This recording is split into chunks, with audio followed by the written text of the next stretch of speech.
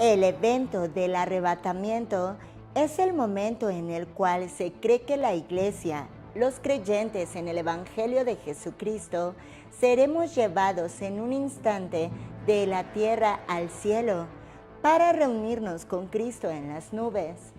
Esta creencia ha generado extensas discusiones y conflicto entre los estudiosos de la Biblia y los propios creyentes en Jesucristo.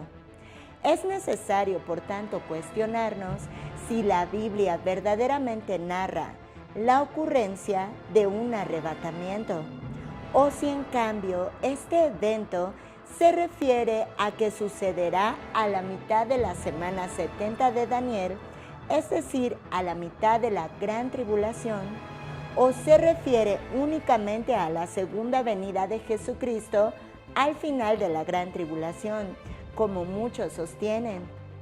Es por tanto vital adentrarnos en lo que nos revela la Escritura bíblica acerca del evento del arrebatamiento y la segunda venida de Jesucristo, para que a través de este video podamos aterrizar concretamente y a la luz de las Escrituras bíblicas la verdad acerca de este evento y analizar si la Iglesia, los verdaderos creyentes, atravesarán la gran tribulación o seremos arrebatados antes de que suceda este evento. Del mismo modo, en este video analizaremos la resurrección de los muertos, de la cual nos habla el apóstol Pablo en las Escrituras, y el orden de los eventos finales previos a la gran tribulación, durante la gran tribulación y al final de la misma. En esta nueva serie que he titulado Los juicios de la gran tribulación, estaremos analizando en un orden concreto y cronológico los eventos finales mencionados antes, durante y después de la gran tribulación. En esta serie estaremos estudiando primeramente el evento del arrebatamiento a través de este video. Posteriormente estudiaremos los 7 sellos de la gran tribulación, las 7 trompetas, los 7 truenos y las 7 copas de la ira de Dios, para finalizar con un último video llamado El Armagedón y el Milenio de Cristo. Antes de comenzar, te invito a suscribirte al canal si aún no formas parte de él y a regalarme un like que no tiene ningún costo, pero me ayudas muchísimo a difundir el mensaje del Evangelio. Déjame tus comentarios en la casilla de los comentarios y con gusto los responderé. Mi nombre es Andeli Surin. Vamos a comenzar.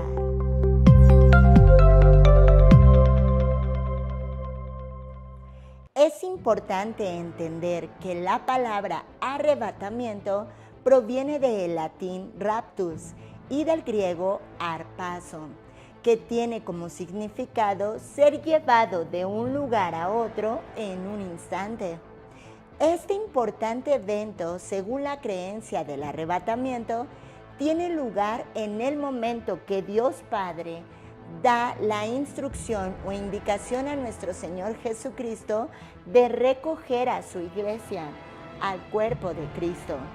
Esta es la novia de Jesucristo, la cual estará sin mancha ni arruga para poder presentarse ante el tribunal de Cristo y las bodas del Cordero, las cuales, según las Escrituras bíblicas, se estarán llevando a cabo paralelamente en el cielo, en el momento en el que en la tierra esté pasando la gran tribulación. Te invito a que me acompañes abriendo tu Biblia en el libro de Juan, capítulo 14, a partir del verso 1, en donde en las propias palabras de nuestro Señor Jesucristo nos dice: no se turbe vuestro corazón, creéis en Dios, creed también en mí. En la casa de mi Padre muchas moradas hay, si así no fuera, yo os lo hubiera dicho. Voy pues a preparar lugar para vosotros, y si me fuere y os preparare lugar, vendré otra vez y os tomaré a mí mismo, para que donde yo estoy, vosotros también estéis. Estas palabras de Jesús nos ofrecen a su cuerpo espiritual, a su iglesia y a los que creemos en sus promesas y hemos creído que Él pagó nuestros pecados muriendo en la cruz, nos trae una esperanza ante cualquier incertidumbre o cualquier cosa que por vista estemos percibiendo en el mundo, ya que como dice la Escritura, no nos movemos por vista, sino por fe. Observemos cómo en el versículo 1 de este pasaje Jesús emplea la palabra turbarse, la cual proviene de la original escritura tarazo, que significa afanarse o inquietarse. Esto es debilitar nuestra fe. Y recordemos las palabras del apóstol Pablo en Filipenses 4, versículos 6 y 7. Por nada estéis afanosos, sino sean conocidas vuestras peticiones delante de Dios, en toda oración y ruego, con acción de gracias. Esto es recordando también que Jesús dijo que todo lo que pidamos en oración, creyendo que ya lo hemos recibido, lo recibiremos. Por eso es que aquí emplea la acción de agradecer. Pedid delante de Dios en toda oración y ruego con acción de gracias, como si ya lo hubiésemos recibido. Y nos dice, y la paz de Dios que sobrepasa todo entendimiento, y esta es la esperanza que viene de Jesús, guardará vuestros corazones y vuestros pensamientos en Cristo Jesús. La enseñanza es muy clara y nos exhorta a no dejarnos abrumar por lo que vemos, por la ansiedad o el desconcierto o la duda de cuándo vendrá nuestro Señor y darnos cuenta que el mundo cada vez está peor. Como nos dice también el apóstol Pablo, esta es nuestra esperanza bendita. Toda nuestra esperanza está en Jesucristo y debemos mantener firme y fuerte nuestra fe, animándonos los unos a los otros, en que este acontecimiento es inminente, que el Señor regresará y vendrá por su iglesia. Él lo ha prometido y por tanto Él lo cumplirá. Sin importar las crisis que enfrentemos en el mundo, ya sean a nivel personal, a nivel económico, incluso a nivel emocional, o en los desastres y guerras que estamos viendo en el mundo, la enseñanza de Jesús es mantener la paz que rebasa todo entendimiento y que ésta solamente proviene a través de creerle a Dios, a través de la paz que proviene de la fe que está en nosotros de que Cristo es real y que su promesa de que volverá por nosotros se cumplirá. Y como Él lo ha prometido, borrará toda lágrima de nuestros ojos y no quedará memoria de ningún sufrimiento que hayamos tenido en la tierra, porque Él ha prometido que hará todo nuevo. Recordemos las palabras de Jesús: la paz os dejo, mi paz os doy. Yo no os la doy como el mundo la da. No se turbe vuestro corazón, ni tenga miedo. Juan 14:27.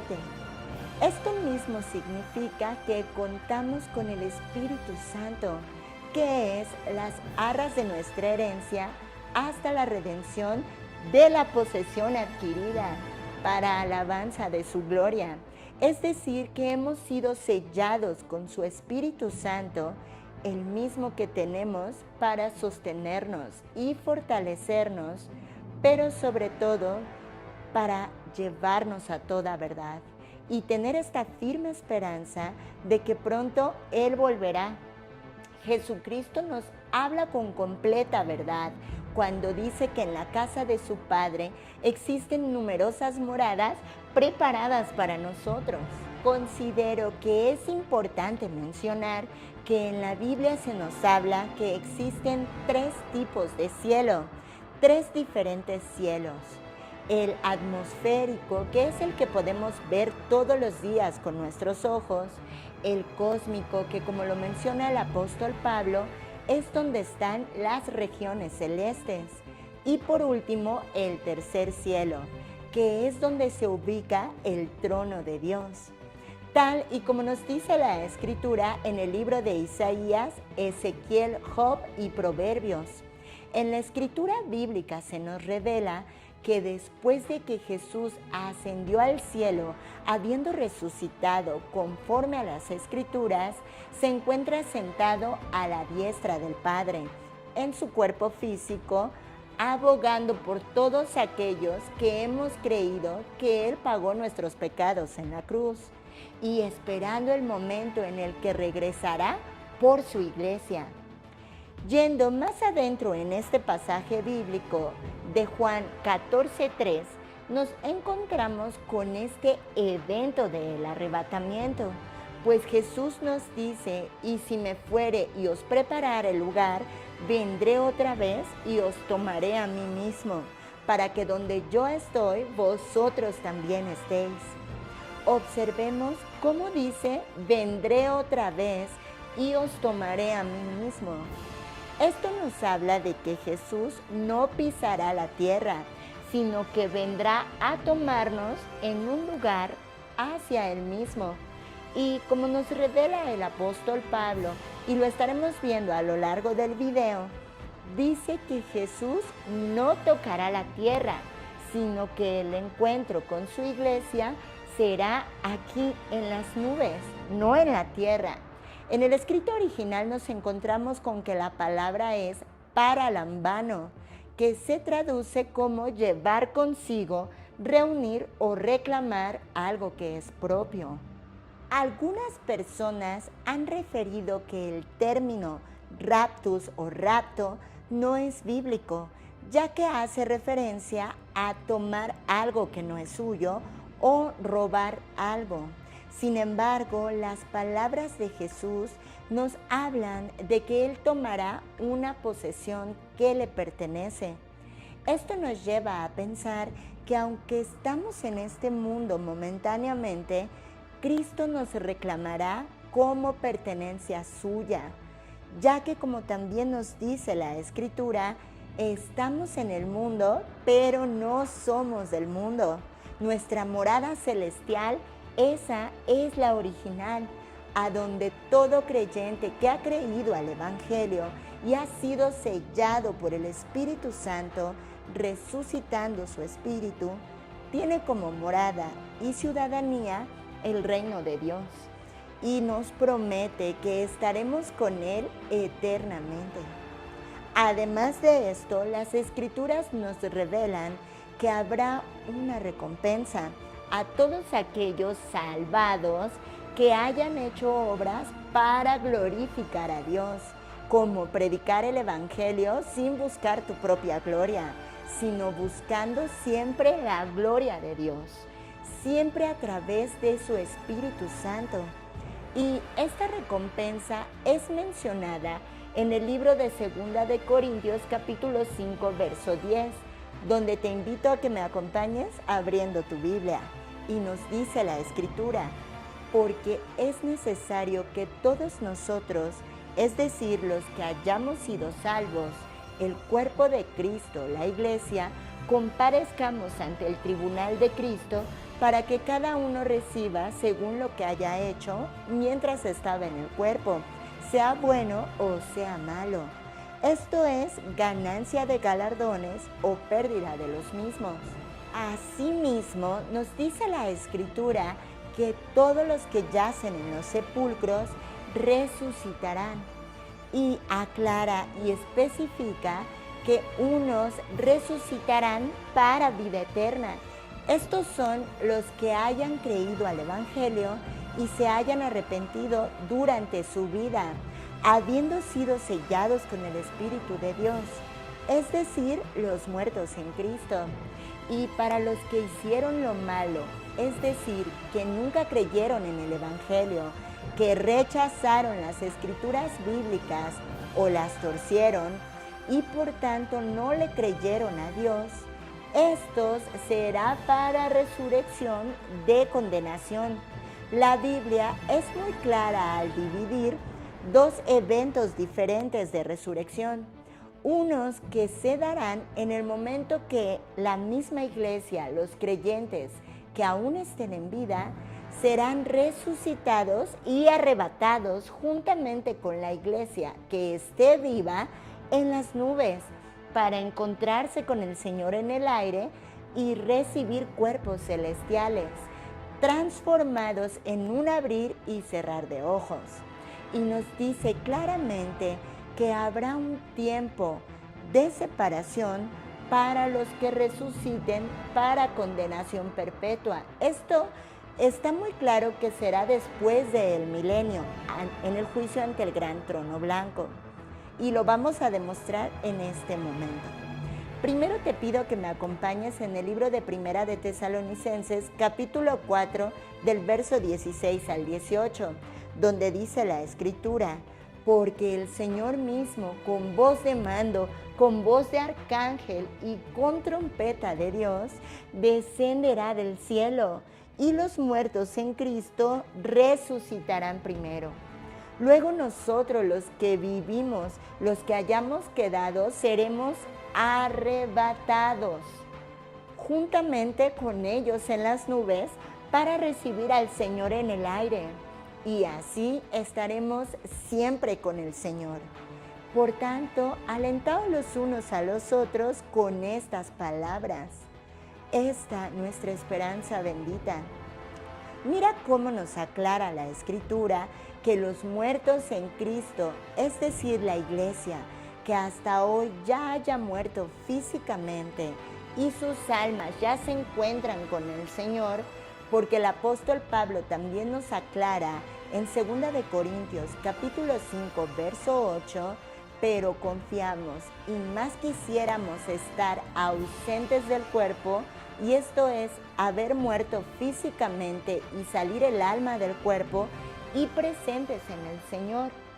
Con esto nos asegura el apóstol Pablo que cuando un creyente, alguien que ha sido sellado con el Espíritu de Dios, muere físicamente, su alma inmediatamente está en la presencia de Dios, esperando ese momento en el que su cuerpo físico en la tierra será resucitado y arrebatado, y el alma que estará con Cristo y vendrá con Cristo en las nubes de ese creyente que fue iglesia en vida, se juntará con su cuerpo, ahora un cuerpo transformado, un cuerpo celestial. Y después nosotros, los que aún estemos vivos en el momento del arrebatamiento, la iglesia que aún esté viva o el remanente, seremos arrebatados juntamente con ellos, el cuerpo de los resucitados, en las nubes, para recibir al Señor en el aire. La división de los que resuciten para condenación perpetua, nos habla esto en Apocalipsis. Esto nos indica que no es al mismo tiempo del arrebatamiento de la iglesia. La Biblia nos especifica en Apocalipsis que los que resuciten para condenación van a resucitar después del milenio de Cristo. Es decir, que en el orden cronológico, primero será el arrebatamiento, después la semana 70 de Daniel o los 7 años de la gran tribulación, que son lo mismo. Posteriormente viene la guerra del Armagedón, cuando Jesús viene a derrocar al anticristo y a los enemigos de Israel. Entonces aquí lanza a la bestia y al falso profeta al lago de fuego vivos y encadena 1000 años a Satanás, los mismos 1000 años que Cristo estará reinando con vara de hierro en la tierra. Posterior a los 1000 años, Satanás será soltado, y las personas que aún tengan cuerpos físicos de pecado y que no hayan sido iglesia ni en el tiempo de gracia y posteriormente mártires en el tiempo de la tribulación, ellos habrá otra dispensación que hablaremos en otro video acerca de esto, porque es un tema extenso, pero esta será otra dispensación para que sean salvos en el milenio. Y nos dice la Escritura que una vez que Satanás sea lanzado al lago de fuego, durante el juicio ante el gran trono blanco, y voy a compartirte aquí en la esquina y en la casilla de descripción del video un enlace de un video que ya publiqué en el cual hablo de la diferencia entre el tribunal de Cristo y el juicio ante el gran trono blanco, que son eventos completamente diferentes. Uno es para la iglesia después del arrebatamiento y otro es posterior al milenio. Y aquí lo vamos a leer en Apocalipsis, en donde nos habla de este evento. Acompáñame abriendo tu Biblia en el libro de Apocalipsis, capítulo 20, 13 al 14.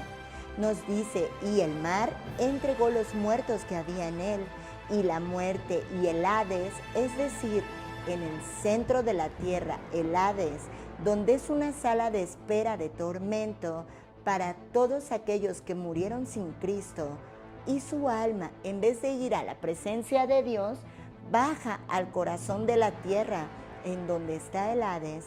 Dice que el Hades también entregó a estos muertos que había en ellos y fueron juzgados. ¿Dónde es el juicio? Ante el gran trono blanco, cada uno según sus obras. Con la muerte y el Hades dice que fueron lanzados también al lago de fuego.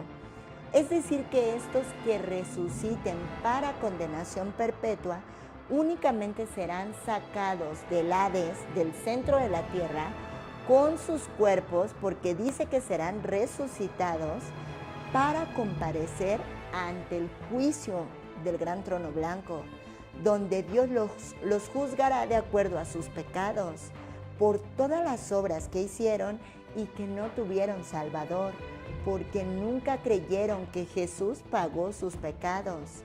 Y por tanto, ellos tendrán que pagar sus pecados en el lago de fuego. Entonces serán lanzados al infierno, al lago de fuego. Y dice específicamente, esta es la muerte segunda. Y recordemos que las palabras de Jesús también nos dice lo siguiente. En Apocalipsis 26 dice: bienaventurado y santo el que tiene parte en la primera resurrección.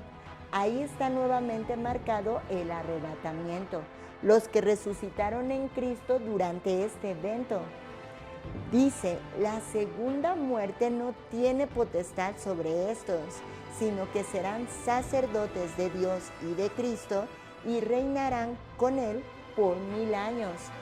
Y si la Escritura nos dice que el milenio de Cristo, que es donde Él va a reinar por 1000 años, va a ser después de la gran tribulación, claramente estos que resuciten en Cristo, la segunda muerte no tendrá potestad sobre ellos, va a ser previo a esto.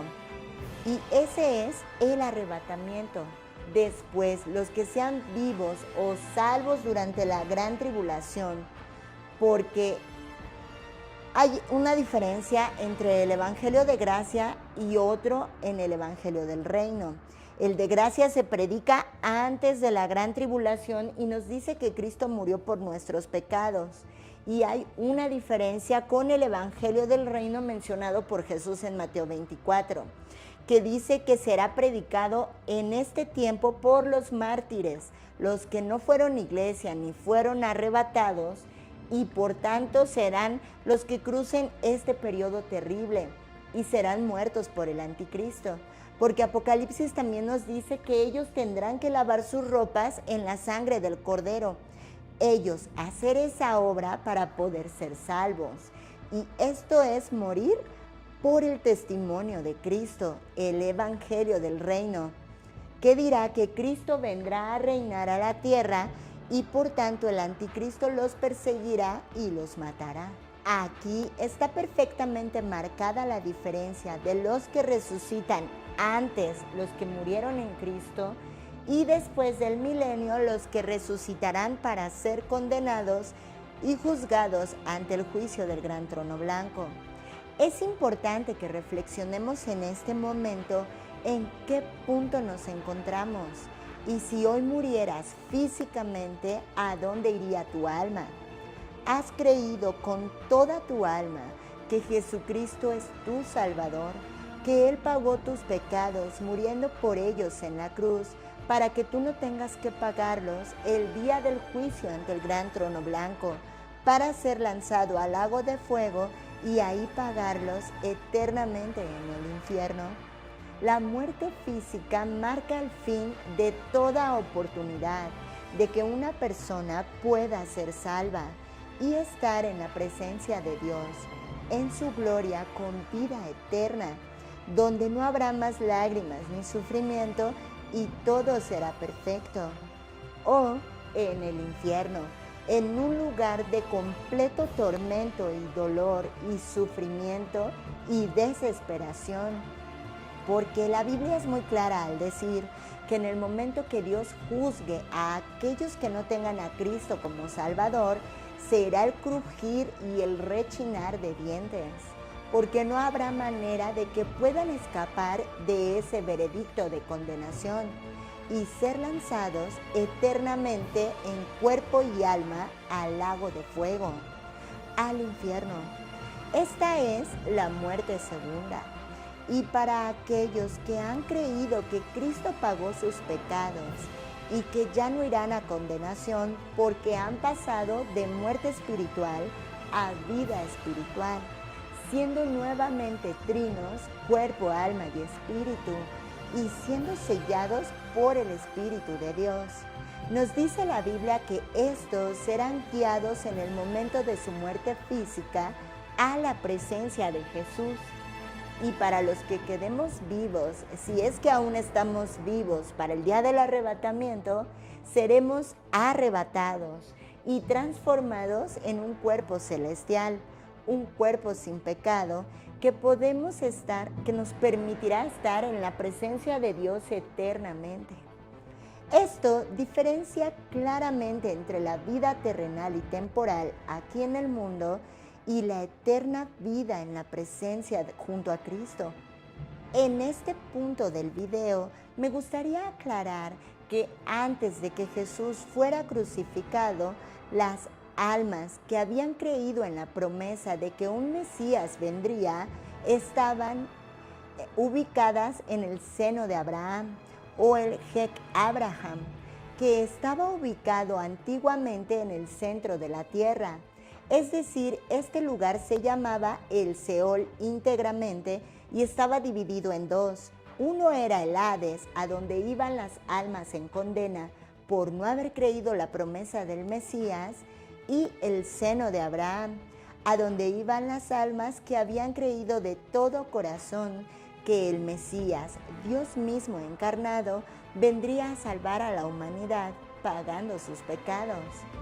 Este lugar fue destruido una vez que Jesús resucitó, ya que las Escrituras nos dicen que Él bajó al corazón de la tierra durante 3 días y 3 noches, en donde le predicó a los espíritus encarcelados, es decir, demonios que están en el centro de la tierra, y llevó cautiva la cautividad. Es decir, que se llevó a las almas que estaban en el seno de Abraham al cielo. ¿Y por qué es que existía esta diferencia?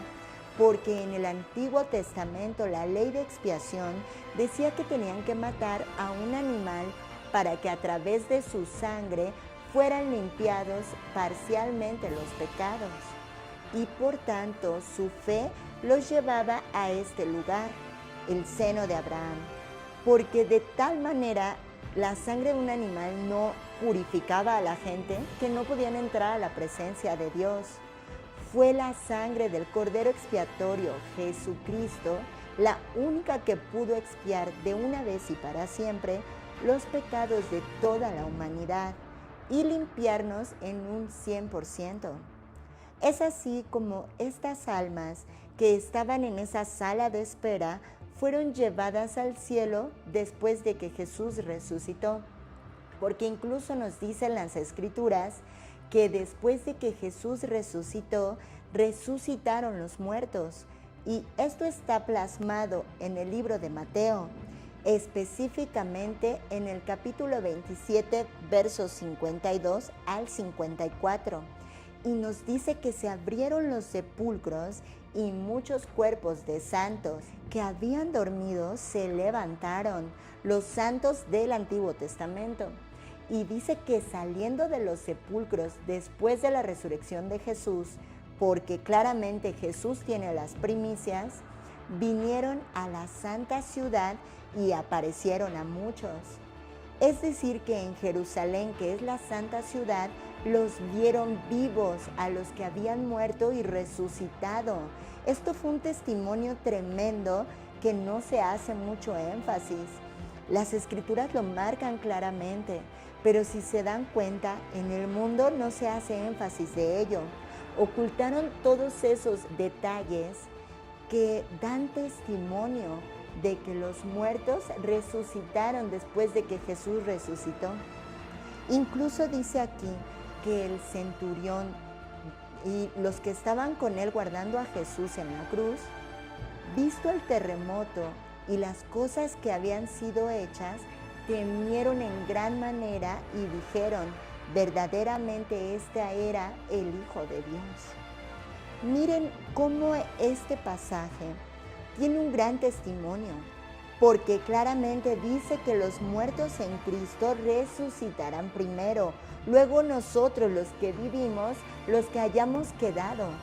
Y ese luego nos puede dar una fracción de tiempo en el que la gente va a ver a los muertos resucitar. Para todos aquellos que dicen que el arrebatamiento será secreto o que no es secreto, no va a tener nada de secreto, porque van a ver a los que resuciten y después seremos arrebatados para ver al Señor en el aire. Este nos dice que no será un rapto secreto como muchos critican. El arrebatamiento será un evento que dejará perplejo al mundo, porque muchos verán a los muertos en Cristo resucitar y después desaparecer a miles o millones de personas en la tierra.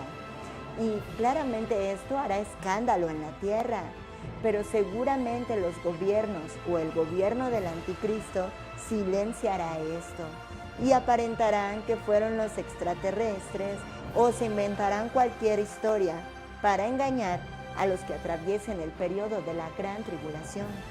Por tanto, las Escrituras nos dicen que una vez llevado a cabo el arrebatamiento tan esperado como el evento mayormente esperado por la Iglesia, participaremos del tribunal de Cristo, en donde Jesús mismo en el fuego probará nuestras obras, y las que pasen el fuego, la prueba de fuego, recibirán galardones que posteriormente pondremos a los pies de Cristo.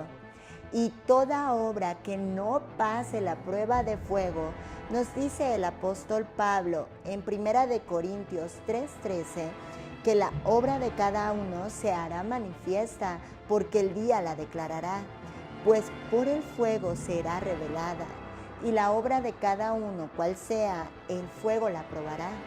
Si esta obra no pasa la prueba de fuego, nos dice el apóstol Pablo en el versículo 15, si la obra de alguno se quemare, él sufrirá pérdida, si bien él mismo será salvo, aunque así como por fuego. Es decir, que no recibirá ningún galardón. Posteriormente al tribunal de Cristo, que ahí no habrá juicio, porque la ira y el juicio ya lo recibió Cristo por nosotros en la cruz, sino que únicamente será una prueba de obras para galardones o pérdida de los mismos. Sin embargo, siendo salvos, viene después las bodas del Cordero, en donde nos dice la Escritura que seremos la esposa de Cristo, para ser uno mismo con Él, así como Él es uno mismo con el Padre. Tal y como lo declara la Escritura, bienaventurado todo aquel que es llamado a las bodas del Cordero. El evento del arrebatamiento está firmemente respaldado por las Escrituras y tiene precedentes históricos. Uno de los ejemplos es el de Enoc. Como nos dice Génesis en el capítulo 5, verso 24, caminó pues Enoc con Dios y desapareció porque le llevó Dios.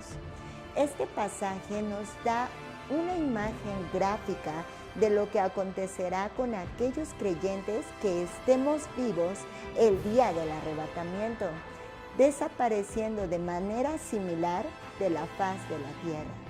Otro precedente histórico nos habla del profeta Elías, como está documentado en Segunda de Reyes capítulo 2, verso 11.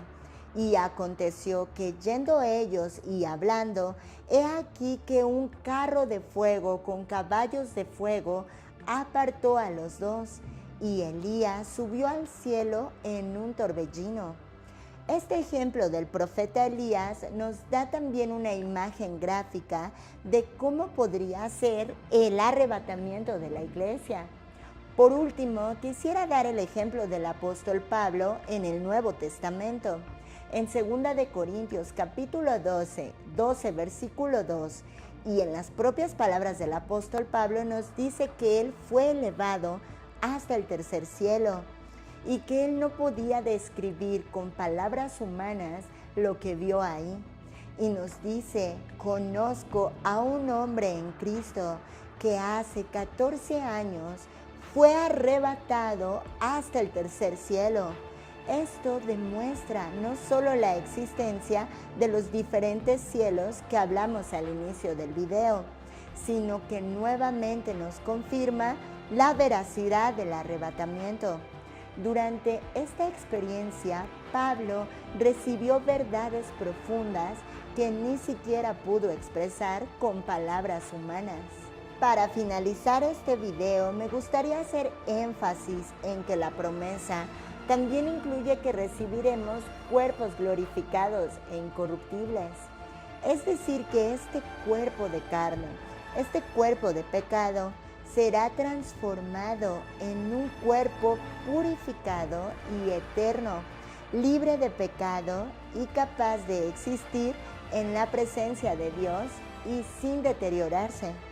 Esto es eternamente, reflejando claramente la santidad divina que nos dio Cristo a nosotros para santificarnos, y la victoria sobre la muerte y el pecado que Él consumó por nosotros.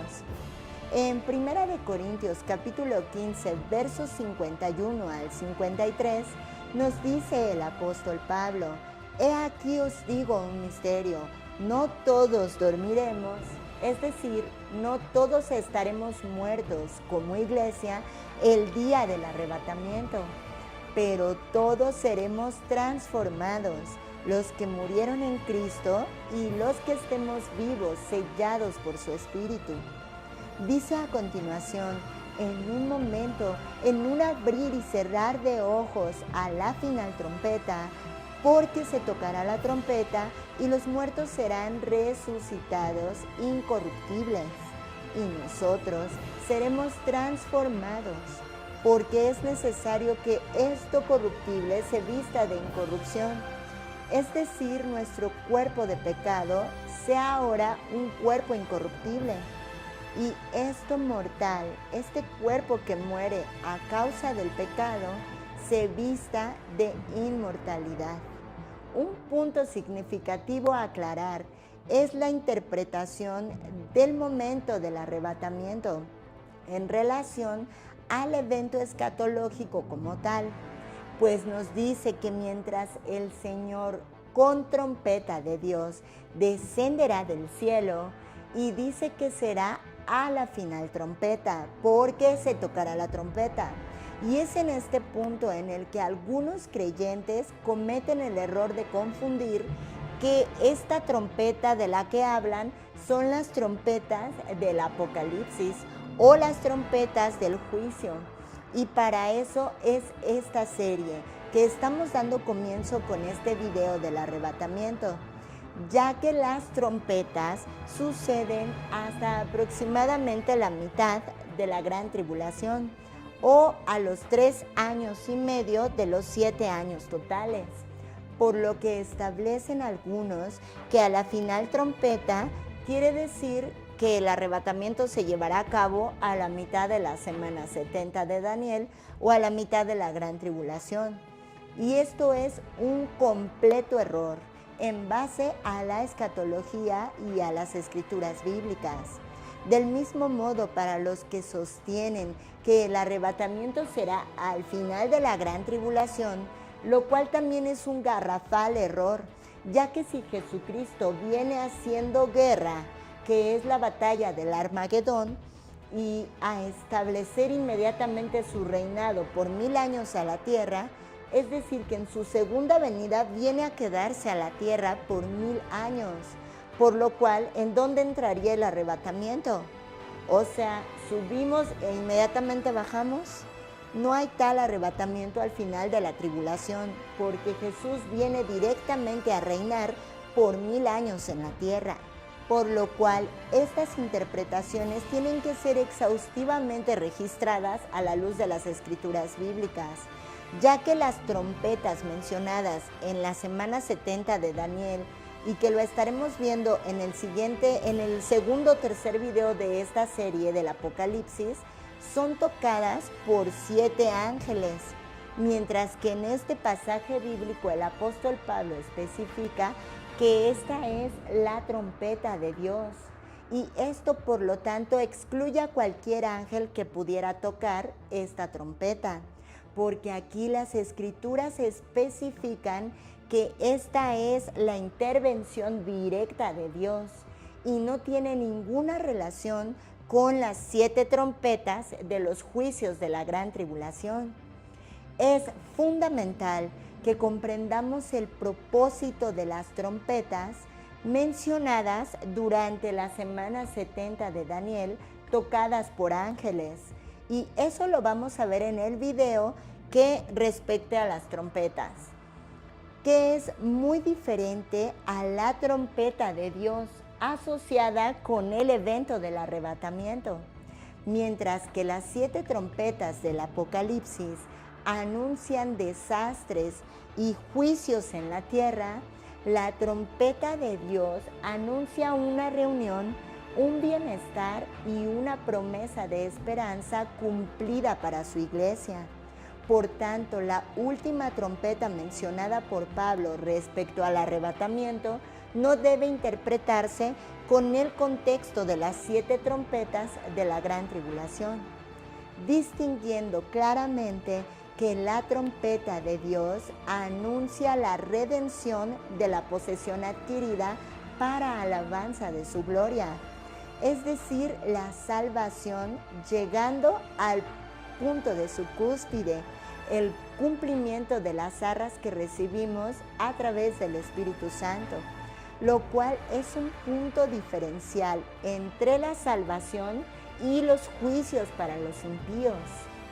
Recordemos que Dios en el Éxodo capítulo 10 versículo 2 instruyó a Moisés a hacer cierto tipo de trompetas, y esto nos da una visión general de esta diferencia entre las trompetas del juicio y la trompeta de Dios. Y le dice Dios a Moisés en este pasaje: hazte 2 trompetas de plata, de obra de martillo las harás, las cuales te servirán para convocar la congregación y para hacer mover los campamentos. Miren esta importante relación en que la trompeta de Dios convocará a la iglesia a reunirnos con Cristo en las nubes.